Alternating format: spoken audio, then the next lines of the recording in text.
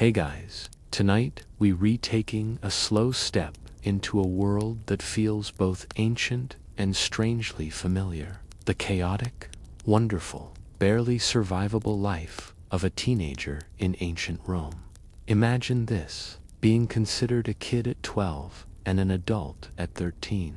No phones, no rules, just fabric, confidence, and a society that changed your entire life overnight.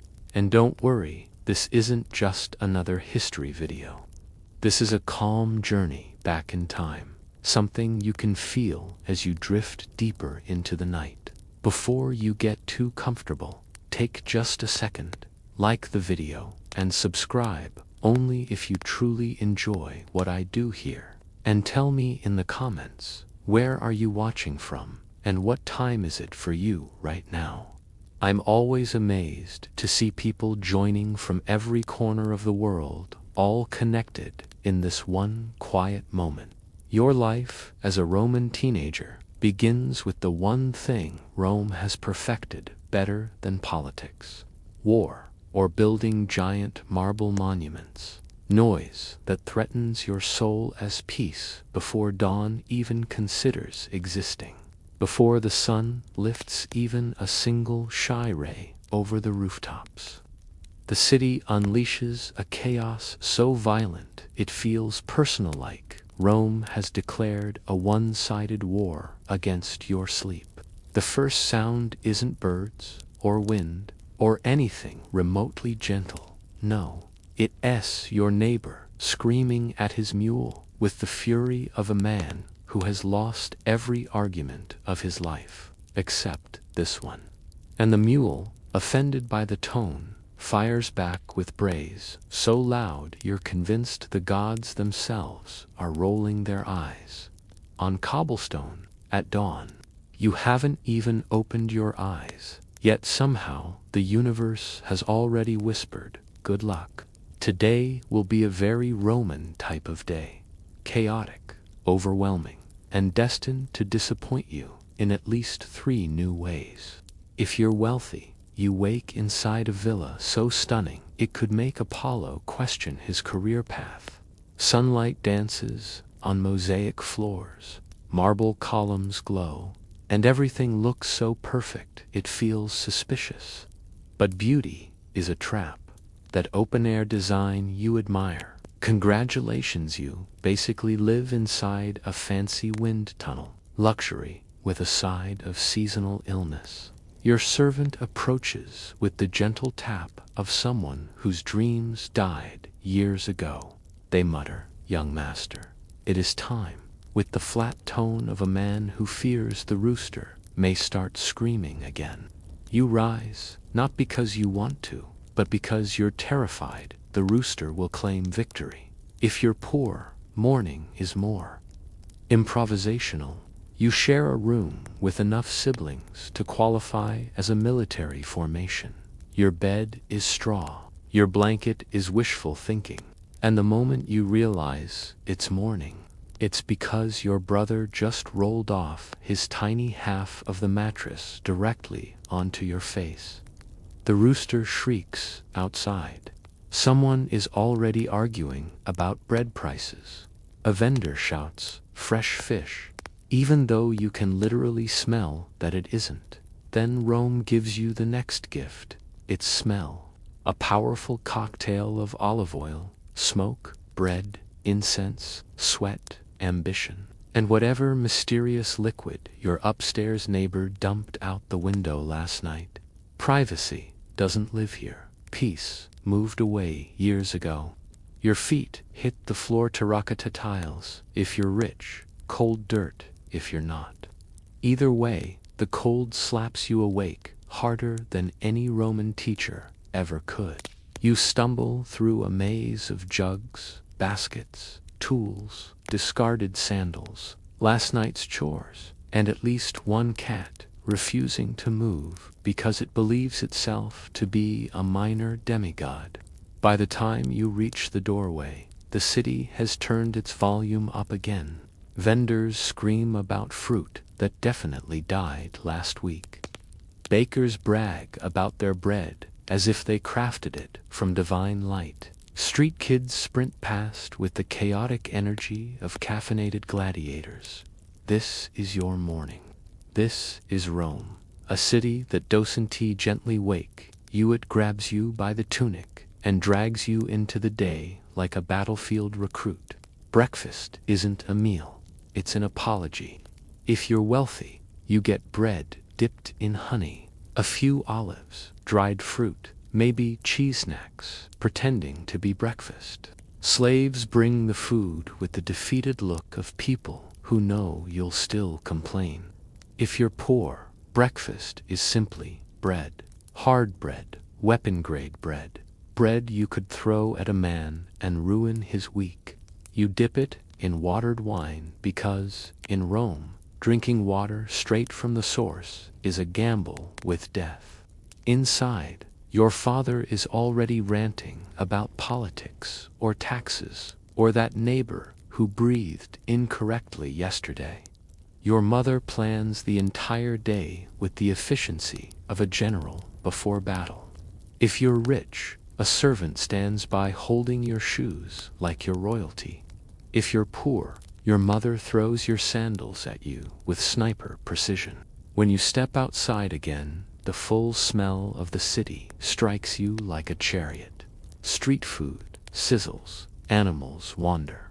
Someone swears their fish is fresh. Someone else swears it isn't. A beggar is arguing with a pigeon and somehow losing the debate. Breakfast is done. Fuel acquired. Rome is calling, loudly, always loudly. In Rome, there is no teenage phase, nothing soft, nothing transitional. Rome looks at 13-year-olds and says, "Wonderful. You are now an adult. Carry the weight of the world, please." One day you're a barefoot child. The next, you're wrapped in a toga virilissa giant, heavy, overdramatic sheet that demands respect even though you still think in snack-based time.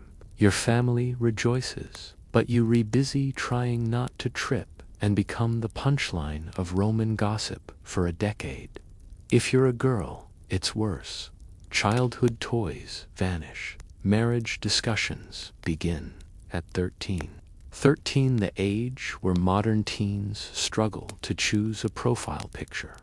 Roman girls are asked to choose a husband, a household, a future. Rome doesn't ask who you want to be. Rome assigns you who you are. Every gesture, every posture, every word becomes evidence for or against your reputation. Your life is a stage. Your audience is unforgiving. And gossip spreads here faster than wildfire on dry summer hills. Boys train in rhetoric, politics, war. Girls train in managing money, servants, households. Everyone trains in surviving expectations. And then comes the final insult of the morning, your toga. If you're a Roman teenage boy, the toga virilis becomes your sworn enemy. Calling it clothing is generous. It behaves more like a vengeful spirit. The moment you put it on, you understand why every Roman statue looks stressed, confused, or on the brink of tears. You step outside, and the toga begins its rebellion. It slides, it slips, it wraps around your legs like it's trying to sabotage your dignity. And worst of all, it tries to strangle you during wind gusts. Maybe with a blacksmith, where your day consists of being sweaty, and yelled at by a man who speaks exclusively in grunts and hammer noises. But in Rome, this isn't just work. This is an initiation ritual, a trial by fire literally. The forge is a world of its own, a cave glowing red, every corner flickering with shadows that twist like restless spirits. The heat slams into your face the moment you step inside, stealing your breath, searing your skin, and making you question every life choice that led you to this moment. The blacksmith doesn't greet you. He doesn't smile. He barely acknowledges your existence. He just points to a pile of tools heavier than your hopes and expects you to start. No instructions, no kindness, just expectations, the Roman specialty. The air is thick with smoke and sparks, glowing flecks that burst off the anvil like fireworks with anger issues. Each time the hammer falls, the ground trembles, the walls rattle, and your bones seem to vibrate inside your skin. Clang. Your heartbeat flinches. Clang. Your ears ring. Clang. Your soul tries to escape your body. You lift the bellows arms, screaming, hands burning, and the blacksmith grunts something that might mean faster, or you redoing it wrong, or I dislike everything about your existence. Hard to tell. His language consists only of unintelligible sounds and very meaningful eye contact. But the suspense never leaves you, not for a second. The fire crackles like it's whispering secrets of destruction. The metal glows with the brightness of a tiny sun. One wrong step, one wrong angle, one slip of your hand, and you're becoming a cautionary tale parents tell their children. And all the while, the blacksmith watches you with the silent judgment of a man who has forged more weapons than you have opinions. His face is smeared with soot, his arms are corded with muscle, and his eyebrows constantly shift between disappointment and deep disappointment. He never says full sentences, only noises. You struggle to lift a hammer nearly the size of your torso. You swing, you miss. The hammer slams into the anvil so loudly your ancestors hear it. The blacksmith grunts again, longer this time, maybe sarcastic, maybe murderous, hard to know. He grabs your hand, repositions your fingers, and forces you into the correct stance. His grip is like iron. His patience is like, actually, he does not have patience. You are his patience. Every moment feels like a test. Every strike feels like a battlefield. Every breath feels like you're pulling smoke straight into your lungs. But there's something else too, something sharp, emotional, unexpected. Pride, responsibility. The terrifying realization that this work, this struggle, this sweat is shaping you, forging you, hardening you, turning you into something Rome can use. Outside, children run and laugh. Inside, you relearning how to survive a world that demands strength you didn't know you had. Hours pass. The sky outside shifts from gold to crimson to deep Roman purple. You keep working, lifting, pumping, striking, sweating, stumbling, trying again. Your arms ache, your throat aches, your lungs ache, even your shadow seems tired. And through it all, the blacksmith communicates only in his ancient language of frustration, grunts, growls, snorts, and hammer beats that echo like war drums. You realize something unsettling. You actually understand him now. Not the words, he has none, but the meaning, the rhythm, the instructions hidden inside the sound of metal meeting fate. When he finally gives a short, approving grunt, the rarest sound in Rome, you feel a rush of triumph strong enough to wake the gods. And as you collapse onto a wooden stool, drenched in sweat, covered in soot, lungs filled with smoke, you think, this is what it means to grow up here. Not gently, not gradually, but suddenly, violently, and with the constant threat of fire. Because that is life for a Roman teen, forging yourself in a city that demands more than you think you can give, and learning your place beside the anvil of expectation, while being sweaty, soot-covered, and yelled at by a man who speaks exclusively in grunts and hammer noises.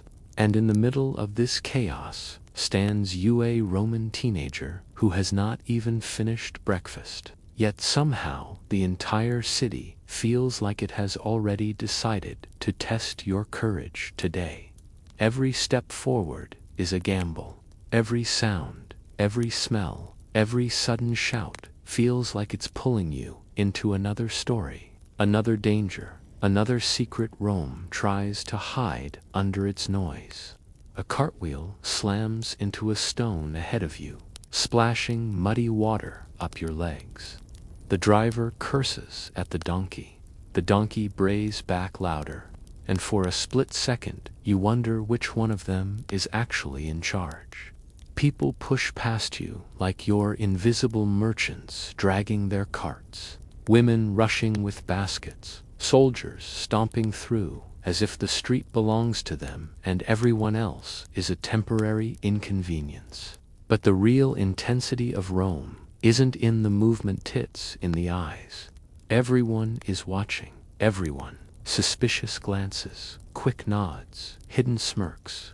You can feel it, like heat rising from the stones. A tension that clings to your skin. Rome is a city where secrets travel faster than footsteps. You pass a group of boys your age, whispering urgently, their faces pale. One of them grips a broken amphora as if it's evidence of a crime. Another keeps scanning the rooftops, like someone might be following them. Their fear brushes against you for just a second before they slip into a side alley and disappear. Something is wrong today. You can sense it. Rome always has noise, but this is different. This noise feels like it's hiding something. A woman suddenly screams at a thief sprinting through the street, clutching her purse.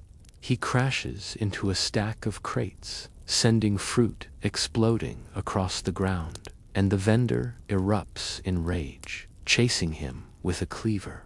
People dive aside. You leap back just in time as the thief darts past, nearly tearing your sleeve. For a heartbeat, your heart and the city's chaos beat in perfect rhythm, fast, loud, unpredictable. Then the smell hits you, thick, sharp, metallic, a fire. You turn your head. Smoke curls upward from a distant block, not enough to alarm the city, but enough to unsettle you. Every Roman knows how quickly a small spark can turn into a street-devouring monster. You begin to walk faster, but the city refuses to let you move smoothly.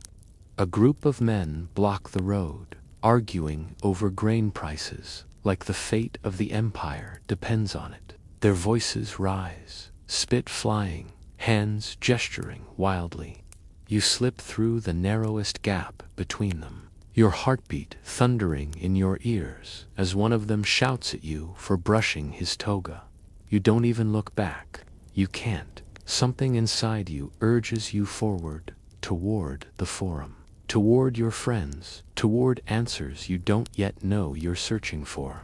A child tugs at your tunic, begging for a coin.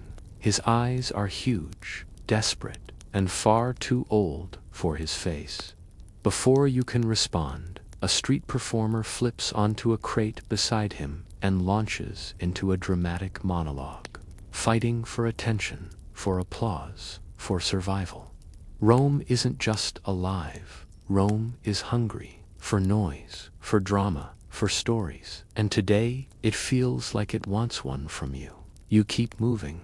The shadows between buildings stretch long and thin, like fingers reaching for your ankles. Stray dogs dart across your path, barking at something you can't see.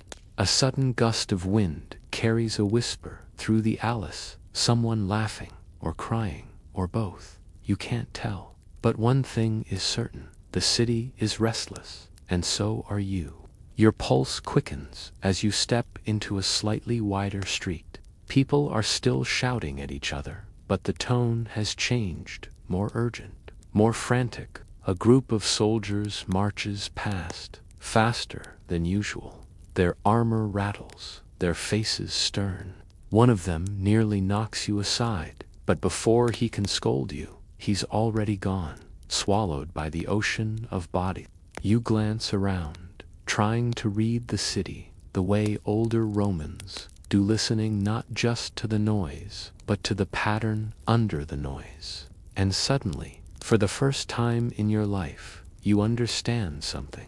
Rome isn't chaos. Rome is warning you of what you don't know, not yet. But your story hasn't even begun, and already the city is pulling you deeper into its secrets, its dangers, its tangled webs of power and people. And all you can do is breathe, step forward, and hope the gods are paying attention today. The cobblestones are uneven, the alleys are narrow, and half the population is yelling at the other half. You pass shops lining the streets, tiny businesses bursting with life so intense it almost swallows you whole. Bakers yank open their ovens, releasing clouds of steam so hot and fragrant they fog up your vision. Blacksmiths strike iron with such force the sound punches straight through your ribs. Barbers shave men in the open like they're on a stage, gossiping loud enough for half the city to hear. And from every corner, tavern owners shout promises of wine so strong it will rewrite your memories and your regrets. But the streets are not just noisy, they're unpredictable. Street performers lurk everywhere, like Rome's unofficial wildlife. A musician plucks at his lyre with the passion of someone who believes the gods personally attend his concerts. A poet declaims verses as though applause is his birthright. Acrobats fling themselves into the air with disturbing confidence, flipping high enough to make your mother whisper prayers to every household spirit she can name. Some performers are gifted, others are powered solely by enthusiasm and questionable choices. Then comes the chariot traffic, Rome's worst nightmare, disguised as transportation. The moment you hear wheels rattling behind you, instinct takes over. You move fast, because Roman drivers obey only two rules. Rule 1, speed is sacred. Rule 2, pedestrians should learn Rule 1. Your friends always pretend they weren't scared after leaping out of the way, even though everyone knows their souls briefly left their bodies. And of course, the soldiers, patrolling the streets like statues that somehow learned to walk. Armor gleaming, eyes sharp, expressions carved from stone. They don't smile. They don't greet you, they just watch like they're already imagining how your clumsy self will end up causing paperwork later. Yet despite the near-death experiences, the suspicious puddles, the shouting, the smells that cannot be scientifically explained, and the constant risk of slipping into something your brain refuses to identify, the streets of Rome are mesmerizing. They pulse. They breathe, they dare you to keep up. And as a Roman teenager, this wild, glorious maze is your entire universe. But if there's one thing Roman teens love, even more than dodging danger, it's festivals. And Rome has enough festivals to make you wonder if the whole empire is 3 missed harvests away from turning into a year-long party with occasional taxation. Festivals are chaos wrapped in celebration, dipped in tradition, and served with zero adult supervision. Let's start with the loudest one, Saturnalia. For one magical, lawless week, Rome flips itself upside down. Masters serve slaves, families trade gifts, gambling becomes moral for a few days, and teenagers behave like they've been possessed by joyful demons. You wear bright clothes, shout in the streets, gorge on sweets until you question your liver's life choices, and savor the 1 week adults stop pretending they're in control. Then comes Lupercalia Festival. Modern parents would outlaw within 5 minutes. Half-naked priests sprint through Rome, smacking people with strips of goat hide for fertility. You pretend to watch, ironically, you lie. Everyone your age finds it chaotic, hilarious, and deeply unhinged. Florelia is another teen favorite. Spring flowers everywhere, dancing, theater, ridiculous performances delivered with absolute sobriety. Girls adore it for the fashion. Boys adore it for reasons they deny when questioned. Every festival comes with food stalls, performers, music, and the ancient Roman version of carnival madness. You wander the streets with your friends, stuffing yourselves with honey cakes and roasted nuts, while magicians perform tricks with enough cheating to make Mercury himself raise an eyebrow. Actors perform Bodhi comedies, wearing masks so exaggerated you'll remember them in nightmares. Acrobats flip, musicians play, people dance until the gods are exhausted. For a few hours, Rome stops being intimidating. It becomes your playground. And then there's entertainment on a whole different level. The Colosseum, the roaring, shaking, thunderous heart of Roman thrill. You and your friends sneak off to watch gladiators train, warriors with scars and muscles like they were carved by angry sculptors. You pretend you re-there for the strategy while quietly screaming at every perfect sword swing. Your mother says the games are too violent. Your father calls them cultural heritage. You insist you're there to study combat forms. Everyone knows you're lying. But nothing compares to the Circus Maximus. Chariot racing, the ancient fusion of Formula One, roller coasters, and fistfights. You choose a team, paint symbols on your sandals, and scream until your soul exits your body. When your team wins, you feel invincible.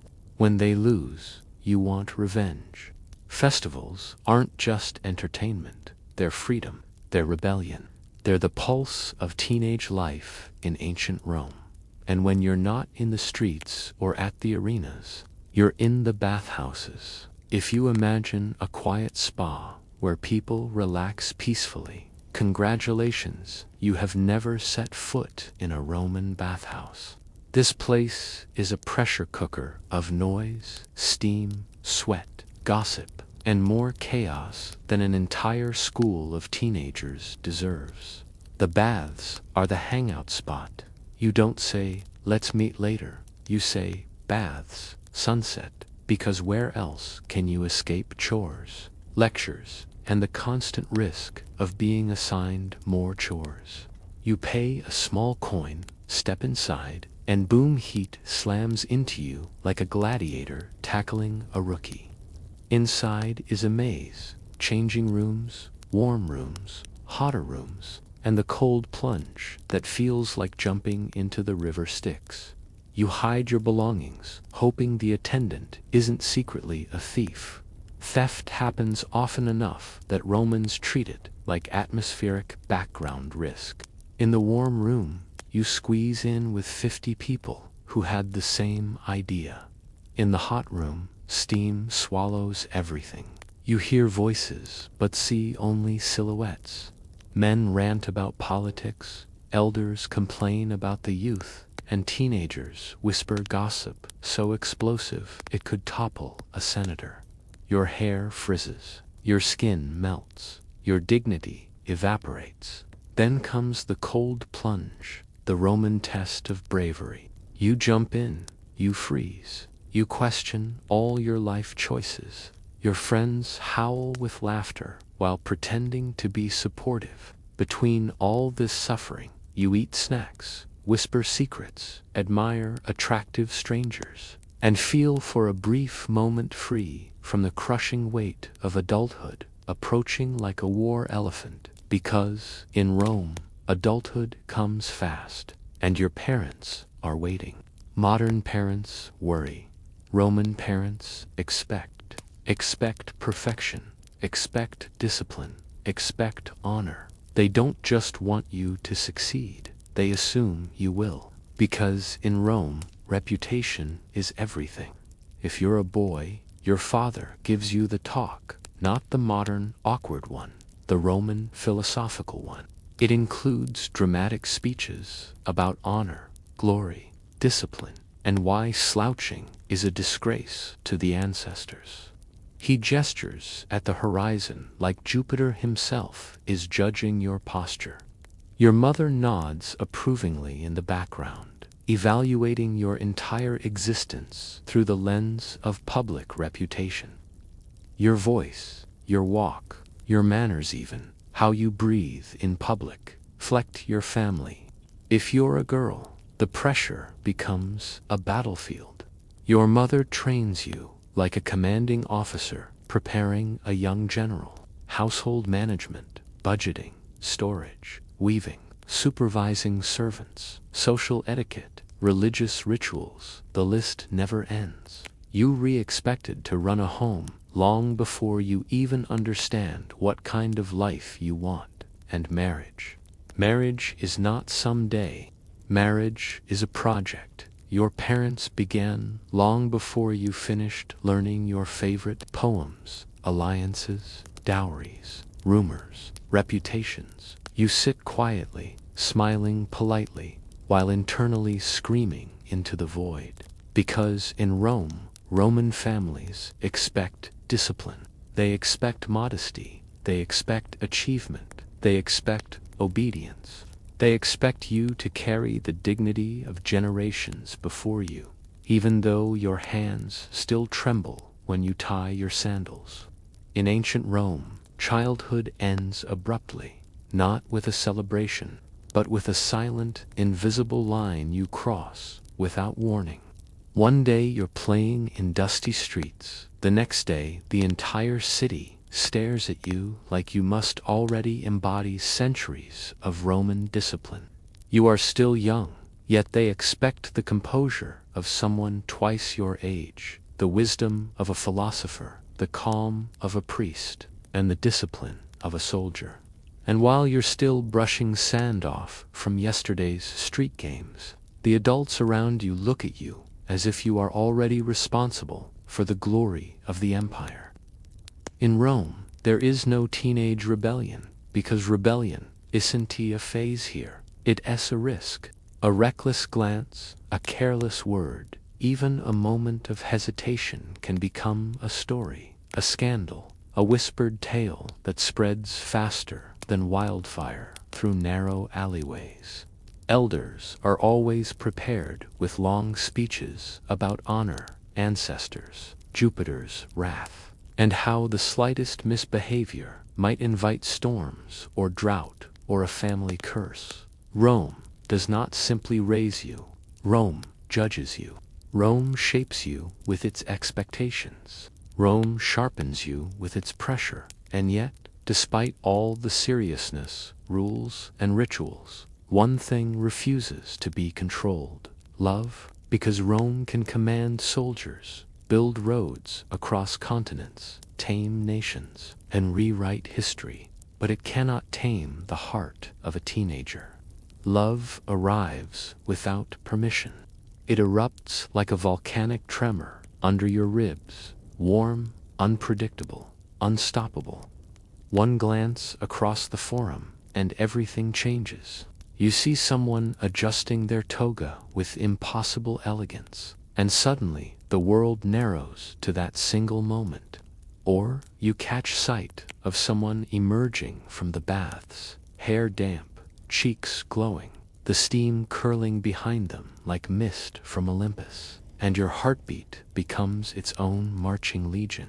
You don't know their name.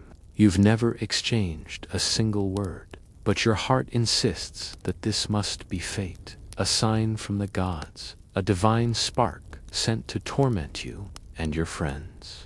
They are chaos disguised as companions. They push you forward with the worst advice in Roman history. Talk to them, write a poem, pretend you lost your way even though you've lived in this street since birth. Teenage Romans perfected foolish advice long before anyone invented the internet. If you're a boy, You attempt to impress your crush with dramatic gestures, exaggerated laughs, heroic posture, and poetic attempts inspired by Ovid attempts that end up sounding like overly emotional shopping lists. If you're a girl, your battlefield is subtler and far more dangerous. You cannot simply approach someone that would summon scandal, disapproval, and the wrath of every adult within hearing distance. So you master the sideways glance, a tiny, secret, powerful arrow of emotion. You pass each other in the market, pretending not to notice, while absolutely noticing. Every step becomes a secret message. Every smile is a quiet rebellion. Love letters exist, but they aren't harmless notes. They're wax tablets carrying explosive emotions like "Your beauty burns brighter than Vesta's sacred flame."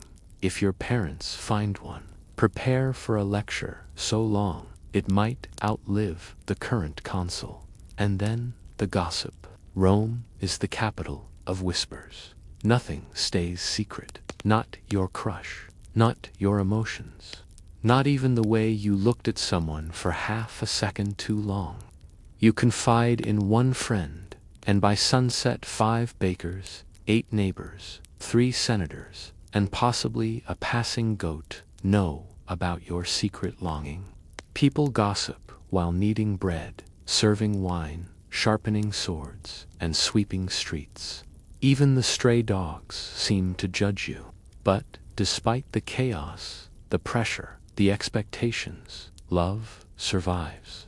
Teenagers in Rome still dream, still hope, still imagine futures brighter than the lamps under the temple ceilings. They feel intensely, dramatically, recklessly, because even in a world dominated by duty, the heart finds a way to breathe.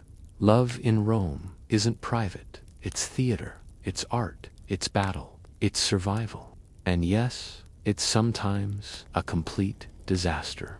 But love is not the only thing charging toward you. Adulthood approaches with the force of 1,000 marching soldiers. By the time you reach your late teens, Rome has already carved your path before you even understand what a path is. Rome decides your future without waiting for your thoughts, fears, or dreams. Self-discovery, personal growth, finding your passion, those are luxuries reserved for philosophers, not you. If you're a boy, adulthood doesn't enter quietly. It slams into your life. Your father grabs your arm one morning and drags you through the bustling forum. He introduces you to senators, merchants, commanders, people whose names you forget instantly, but whose expectations attach to you like armor plates. One older man rests a heavy hand on your shoulder and says, "Uphold Roman values." You nod respectfully, even as your heart hammers, even as your toga folds threaten to betray you in public. Your future stretches before you like a battlefield: politics, law, military service, trade, leadership, family legacy. Every adult reminds you of your responsibilities. Honor the ancestors. Build the family name.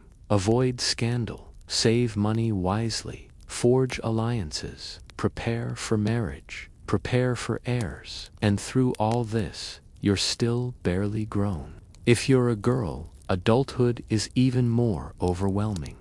You don't walk into responsibility. You leap into it, pushed by the momentum of society, tradition, and expectation. Suddenly you're expected to run a household with the precision of a commander leading a legion.